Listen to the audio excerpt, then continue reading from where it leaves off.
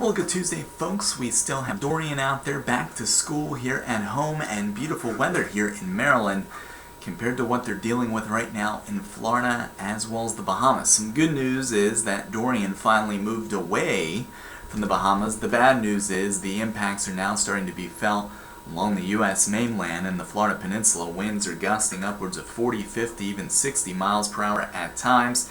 And there's a bit of a wobble here now off to the northwest at 5 miles per hour. It's going to bring it a little bit closer to Jacksonville and Savannah than what the models were picking up on. And it still looks like we could have a landfall of Hurricane Dorian somewhere up towards South Carolina and North Carolina as we get towards the middle of the work week. Winds at 110, so now a Category 2 storm.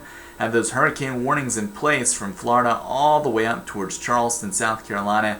Hurricane watches now in place for the Outer Banks. So we'll be paying close attention, especially during that Wednesday and Thursday time frame, with storm surge warnings in place as well, represented in the darker shades of pink.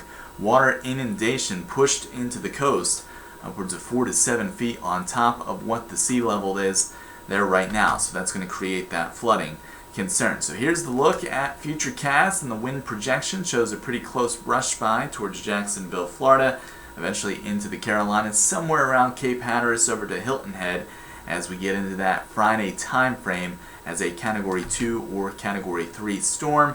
By the time we get towards Friday, it is off the coast of the Outer Banks towards the Delmarva, and that's where we could feel some impacts from the storm system down in Ocean City, back up towards Fenwick Isle. Satellite and radar combined right now. High pressure, beautiful day, beautiful evening ahead, but that will change as another front will enter from the west. That will give us a chance at some severe weather as we get towards tomorrow. Not everybody will see those storms, similar to what we had on Labor Day, isolated in most cases with high temperatures back in the mid to upper 90s in most locations. Upper 60s, low 70s tonight, mostly clear skies, a bit humid, calm.